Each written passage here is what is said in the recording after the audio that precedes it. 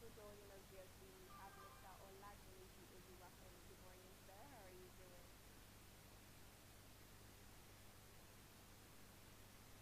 Sir, are you still there? All right. As soon as you join us again, just let me know.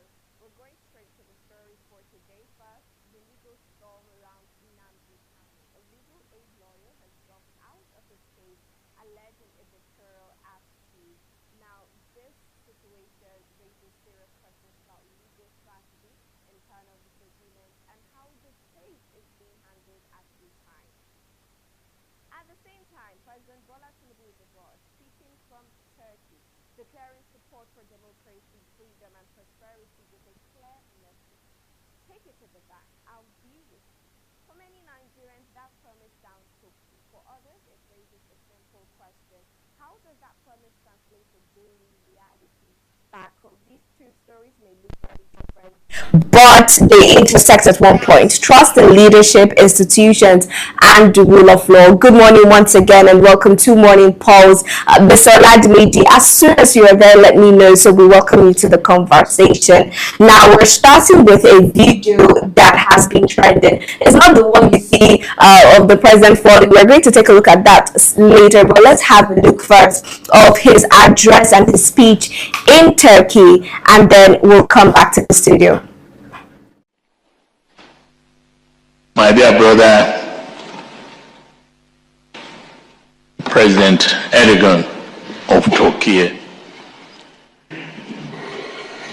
I want to say on behalf of Nigeria, the Federal Republic, thank you and the people of Turkey, the government, the reception, the openness, the warmness that you've accorded myself and the delegation since we got here. And thank you for listening here, willing to collaborate, willing to help, willing to work together to promote freedom, stability, and prosperity, shared prosperity across the world. What is very important to the two countries being discussed? Trade business, avoidance of taxation, no restrictions, lowering a given opportunity to those who are ready to learn, work, and prosper. How do we build an inclusive economy together? That's what we discuss.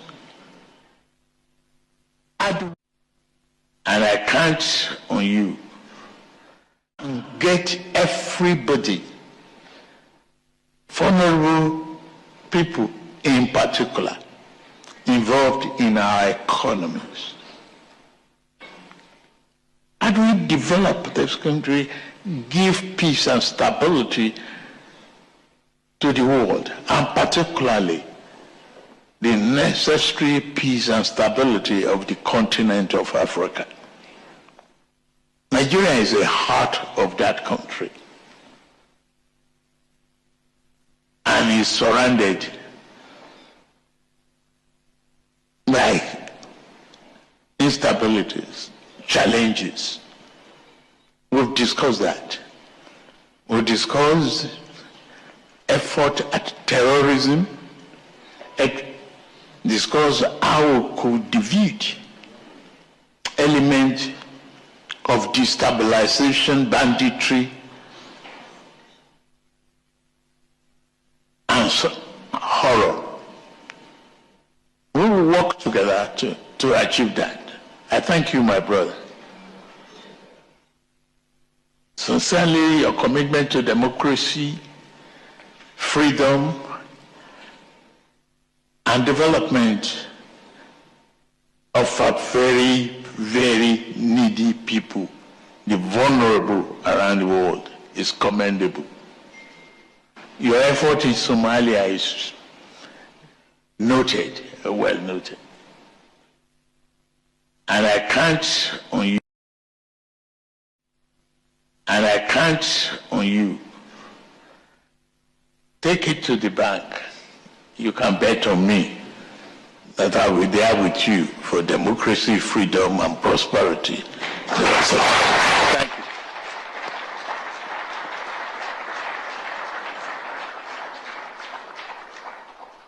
Now we've seen that video. Joining us again via Zoom, we have Mr. Oladunji Oluwafemi. Good morning, sir, and welcome to the show. Good morning, Sharon. Good morning, Ifeoma, and thank you for having me this morning. All right. Sure. Now, I'm going to start off with you. That video we just watched is of the president in Turkey addressing during a press conference, and he made some interesting speeches, but this one about democracy is something that I want us to discuss on. Why is the president making a speech about democracy in a faraway country in Turkey? There is a saying in my language. Thank you, first of all, for that question. And good morning to Nigerians that are watching us.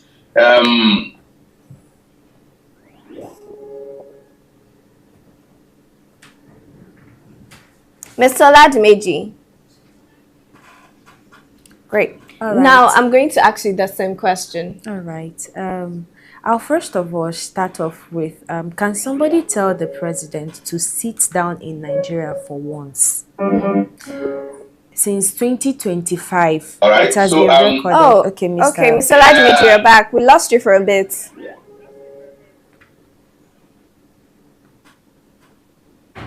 Since 2025, he has made about 190 trips, according to Mr. Peter Obi, and this is just 2025. We've not added 2023, 2024.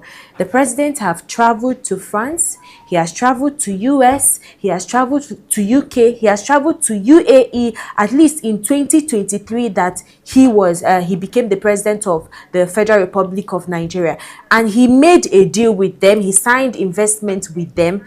And up to today, we are yet to see the fruition of that deal he signed with them. And then this 2026, yes, he traveled again to UAE. Can somebody please tell him that we really want to see those trips he has been going to for 190 days since 2025. Can we see the result of that trip? That is number one. And then number two is quite ironic how on the 1st of January 2026, the president was not in the country to address the insecurity in the country. He was not in the country to welcome Nigerians into a new year, 2026, that he said there will be zero tolerance to insecurity in Nigeria. Now he went to a different land to address Nigeria. As if that was not enough, he is now in Turkey and he's talking about democracy, making commitments to uphold the democracy of another nation.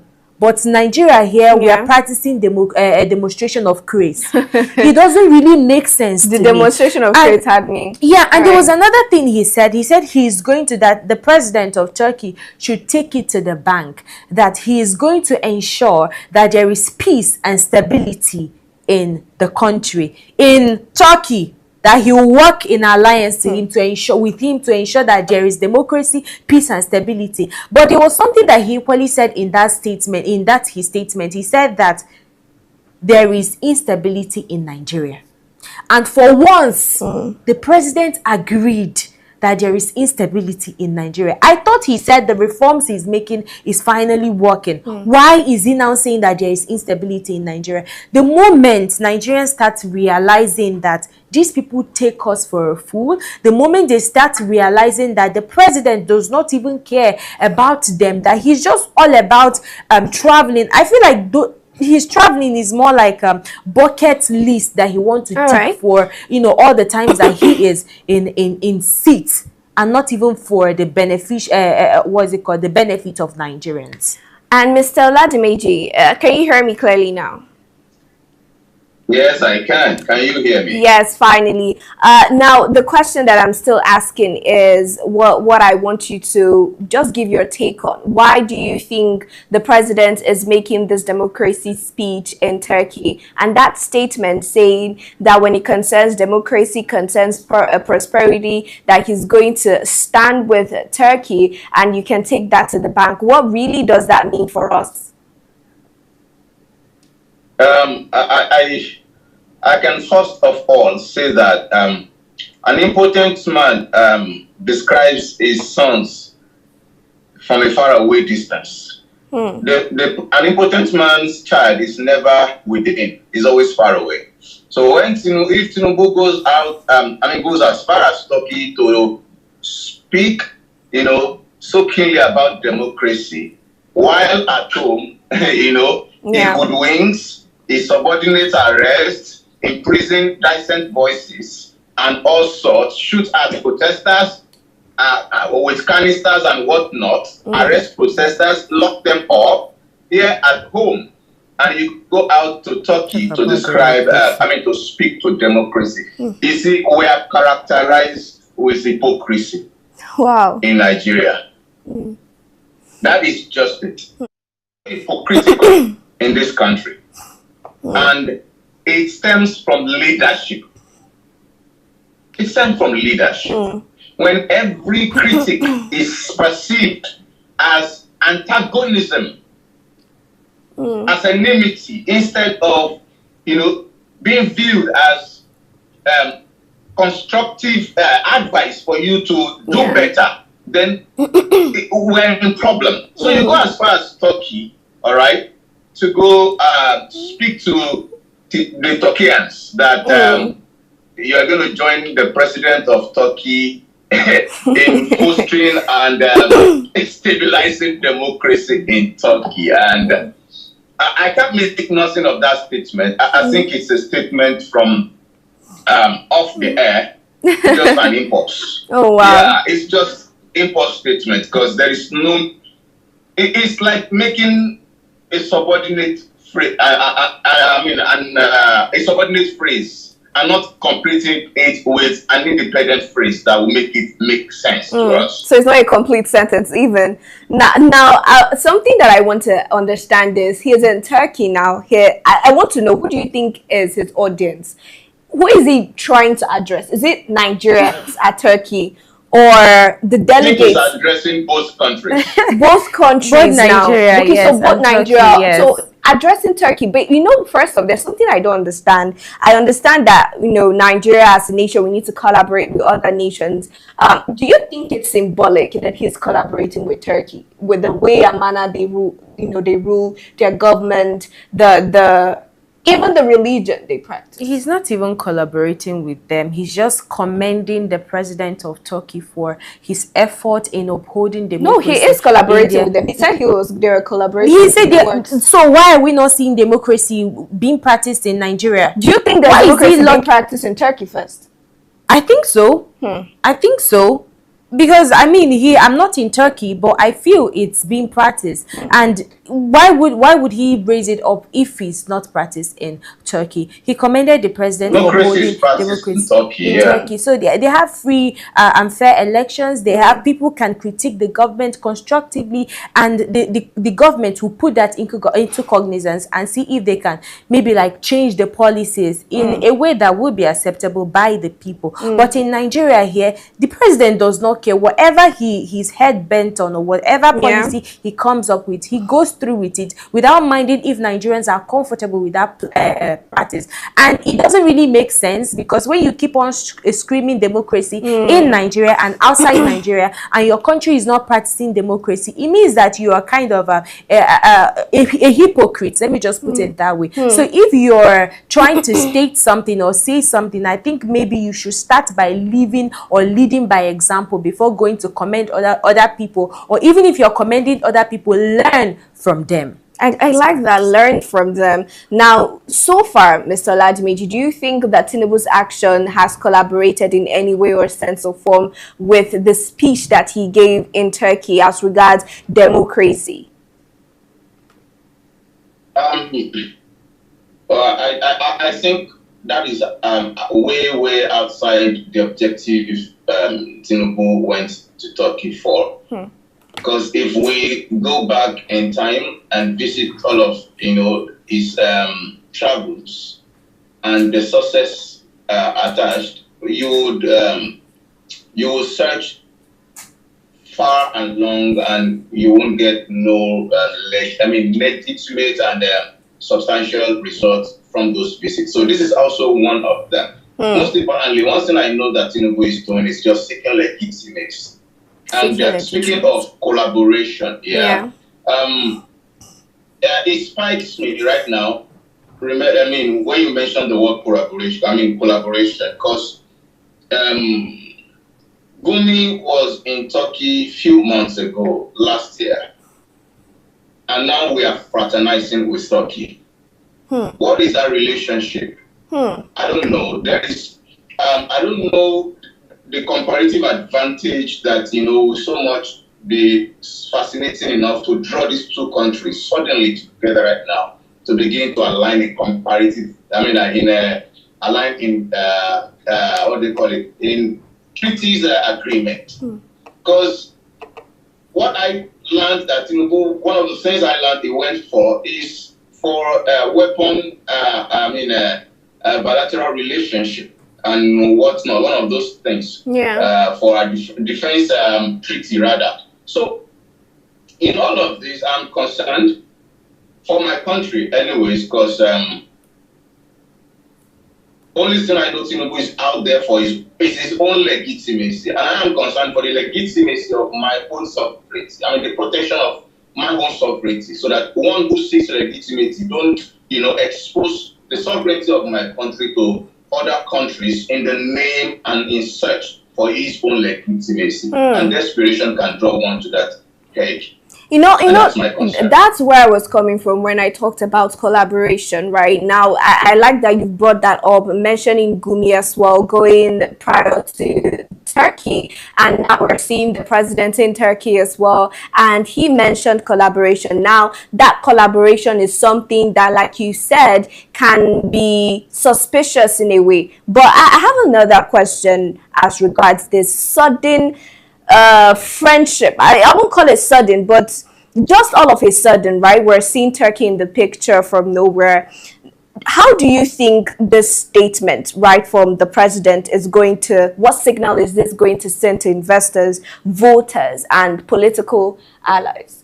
Which statement exactly? Is it the statement? Yes, and every other thing that he said in that speech. I think I feel like they would make caricature and mockery of that statement, because most of them have come down in Nigeria. There are industries that have come down to Nigeria to invest in Nigeria, and at the end of the day, they have to pull back that investment. I think South Africa is one of those countries that have invested in Nigeria and they pulled back. So listening to the president of the country talking about democracy and talking about maybe inclusivity, it looks like a joke to them, because they already know what the deal in Nigeria is, and it goes a long way to really insult some Nigerians that are in Nigeria. I think, like I always say, Nigerians actually deserve better, because there are a lot of still private individuals or private firms in Nigeria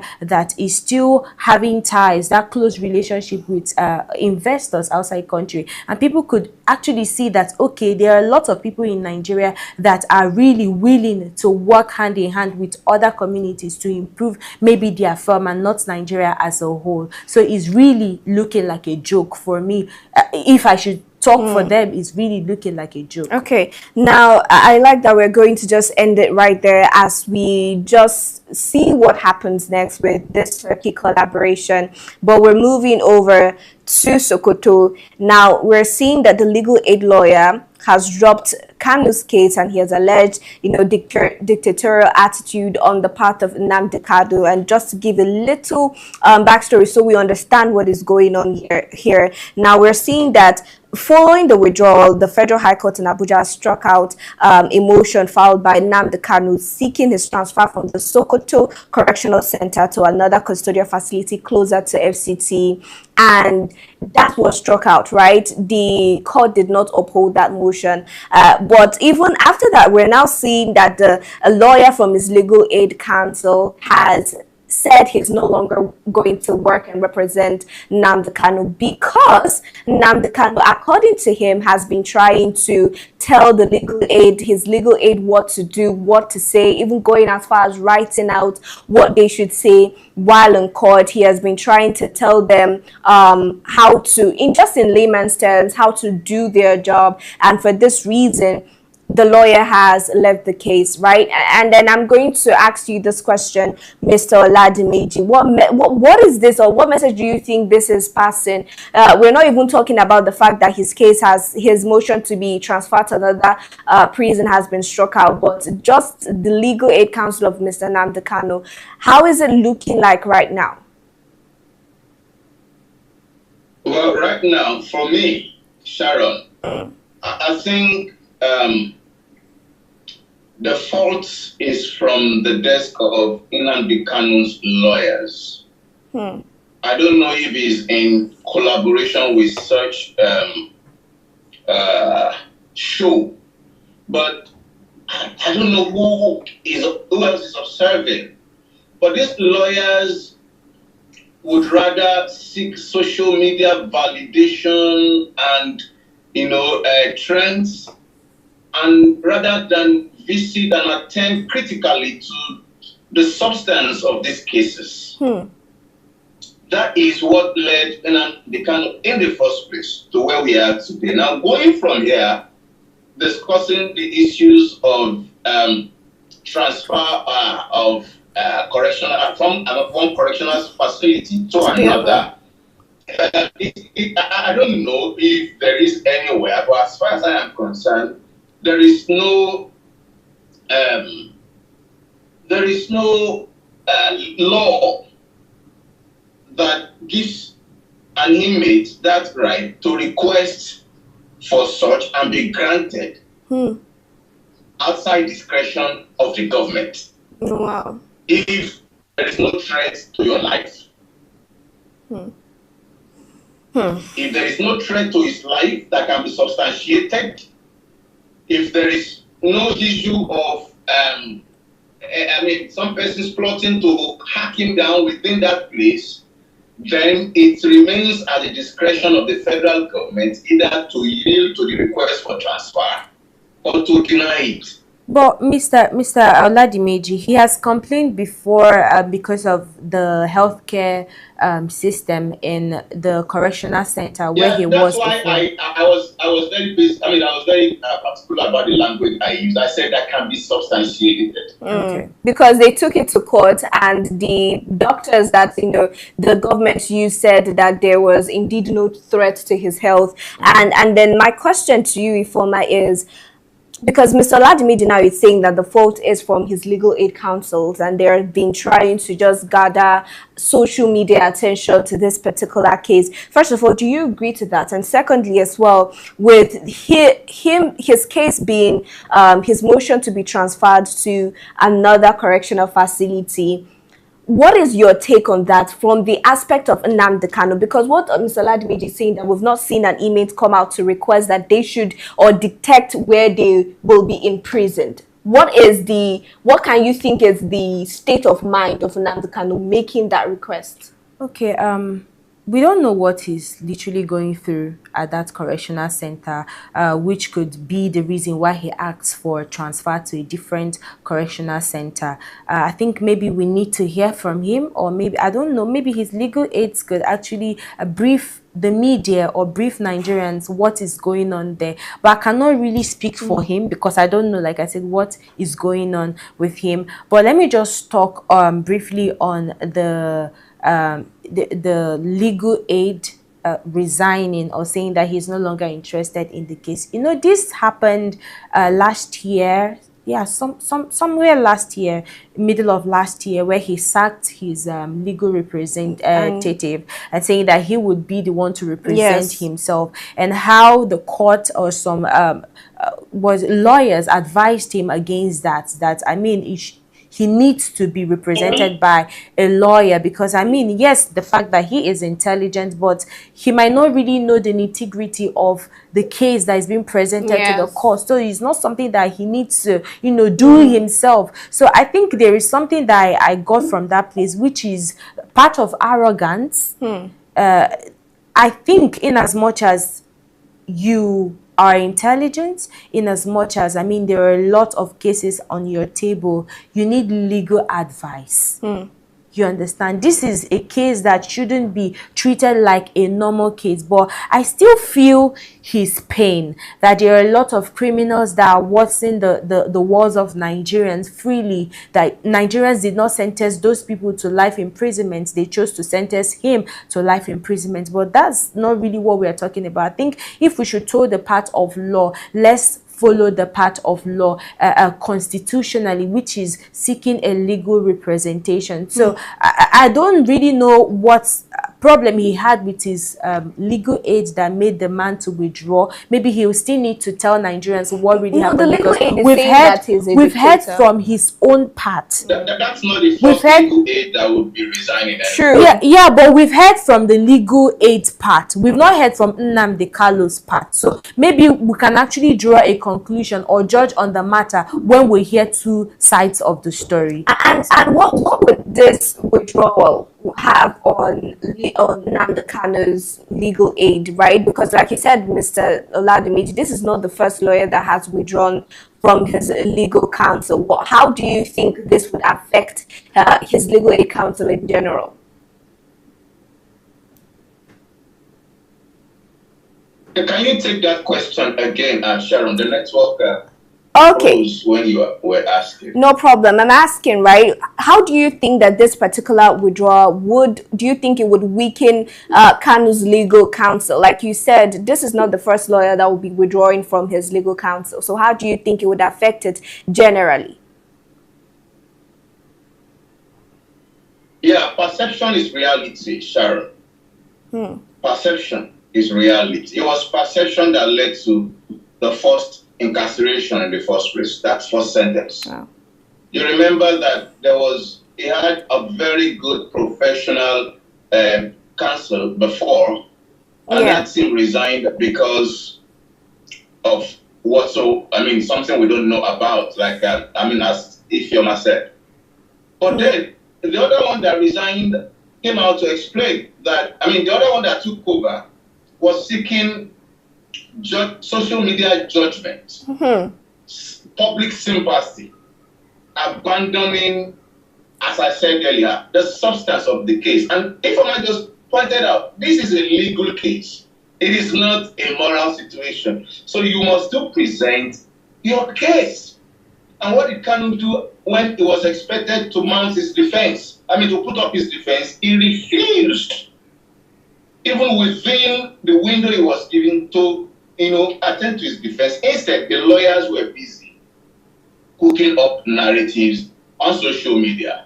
Remember, we had this section here, where we discussed the protest they had. Yeah. And we're discussing whether it was, ultra bias of the law or not. So, so many things have been muddled up in this process. And to sort it out, the legal team that Kanu retains must be pivot to it. Currently, I do not see this current team, driving home his point or getting him any justice. Let me use another scratch that. Getting him any value to favor him. That is sad. In the short run or even in the long run. All right. Now, in a minute, as we get closer, as we wrap up the conversation, what do you think this particular situation and news how do you think it would impact the public's perception of this particular case? You know, this case is quite sensitive, most especially in the southeast. How will it impact the public? I think it's still that same sympathy that the lawyers have been trying to push to the social media. Is still going to cause a revolt and uproar, and people not really knowing the nitty-gritty, people not really knowing what is going on, in the law courts. So I think it's still the same empathy or sympathy that is going to drive when it comes to the people and the media, but people don't know exactly what's going on, and I wish people could actually understand that. Number one, he chose to defend himself. Number two, that the people that he now chose or he later chose to represent him have now withdrawn from representing him, and which says a lot about his character. But a lot of people are not going to pay attention to that because, like I said earlier, this is a sensitive case. Everybody's just looking at that secession and that IPOP thing. You understand? So they are not really going to pay attention to the main bone of contention. The undertone. And Mr. Ladmidi, finally, how do you think with the withdrawal of his legal counsel now, how do you think this would affect the speed and direction of this particular case? No, the plea remains.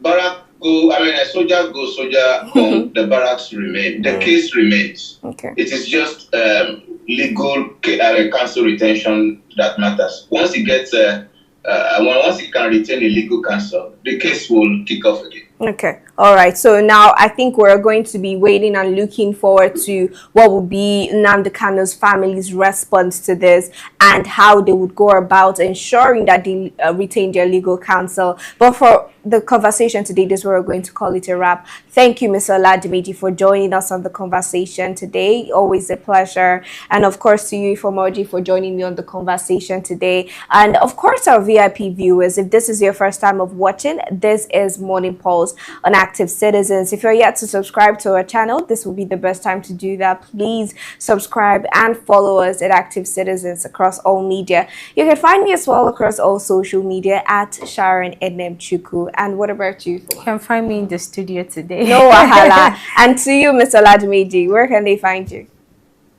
Well, I'm always here in the studio, hand on heads. Of course. At oh, sorry. Oladimeji. Sorry about that. No problem, no problem. Now, till we see you later this afternoon, do have a good morning.